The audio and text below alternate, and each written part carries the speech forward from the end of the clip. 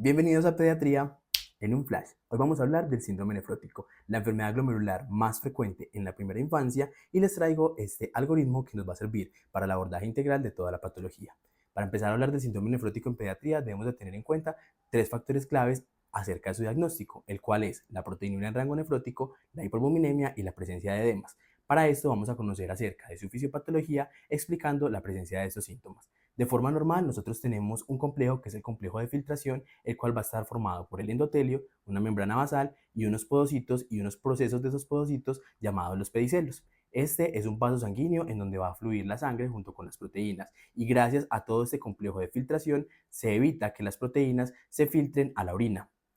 ¿Qué pasa acá? Nosotros tenemos entonces una pérdida de esos procesos podocitarios o de los pedicelos, permitiendo y haciendo un daño en ese complejo de filtración, generando entonces que las proteínas puedan pasar a través de todo este complejo y a través de los podocitos a la parte de la orina y haciendo una excreción de la misma, explicando entonces la presencia de la proteinuria en rango nefrótico, debido a que usualmente esto no pasa porque la albúmina es demasiado grande y no permite esta filtración, pero como ya tenemos un espacio mucho más amplio para que esta pase, la albúmina va a filtrarse libremente y va a pasar a la orina.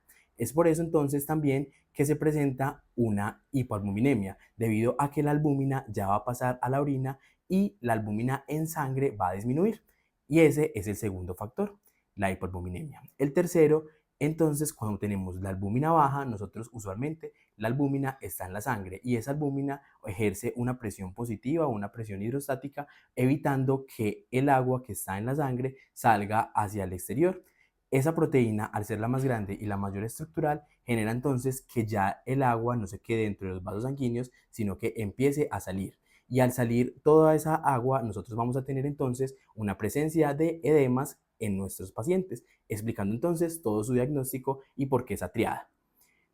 Eso tiene unos valores, obviamente. La proteinuria en rango nefrótico se define como una proteinuria mayor o igual a 40 miligramos metro cuadrados horas en orina, o cuando se recoge en 24 horas, o mayor a 50 miligramos kilo día, o cuando tenemos un examen llamado relación proteína-creatinina mayor a 2 miligramos. La presencia de edemas, hay que tener en cuenta que en la última guía de CADIGO 2025 nos habla que tener una proteinuria en rango nefrótico y la presencia de edemas, ya con eso incluso es el diagnóstico de tener un síndrome nefrótico, si no tenemos disponible la albúmina para medir en sangre en nuestro centro hospitalario. Y el tercer factor es la hiperbuminemia, y es una albúmina sérica menor a 3 gramos de decilitro. Acá entonces tenemos el diagnóstico, y el paso número 2 es la identificación de la etiología. Esa identificación de la etiología debemos de hacer un diagnóstico de descarte, debido a que yo debo de conocer si es de origen primaria o si tenemos unas causas secundarias. Por eso vamos a iniciar por las causas secundarias. Y aquí vamos a tener en cuenta tres factores claves: las infecciones, los tumores y las enfermedades reumatológicas.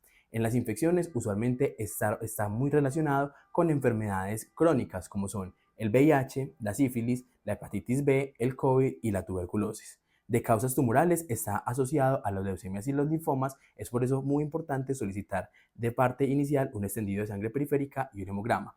Y desde la parte reumatológica está asociada a los síntomas como el ES, por eso se puede solicitar los ANAS y los factores reumatoideos, y tener en cuenta una historia clínica porque estos pacientes pueden estar cursando con vasculitis IgA.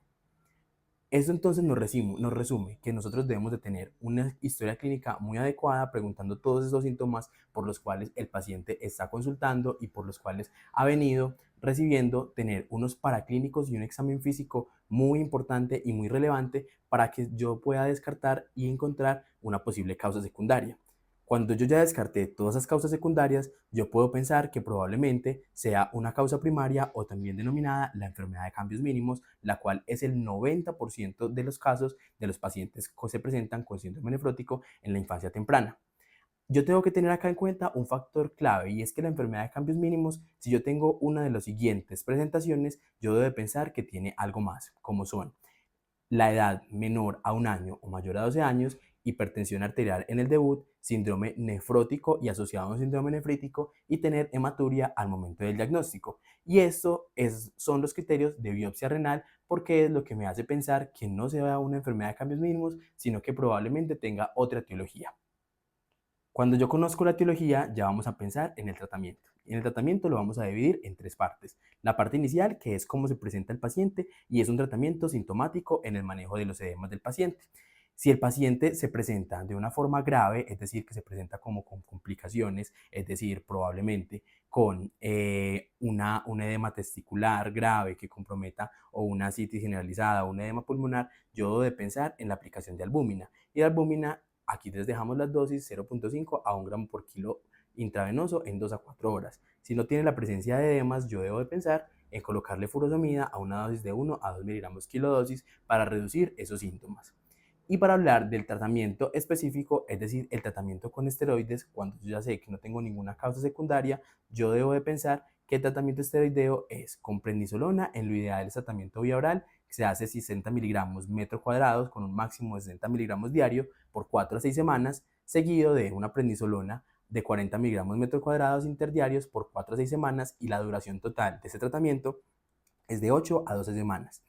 Debemos de pensar también que debemos de pensar en las comorbilidades, es decir, en lo que yo me presento de forma adicional como paciente, evaluar ese riesgo protrombótico y evaluar la necesidad de que el paciente tenga medidas antitrombosis, tenga medidas antiedemas y medidas que permitan pues que no tenga una trombosis venosa profunda, desparasitar antes del esteroide y después iniciar el tratamiento con vitamina D y calcio.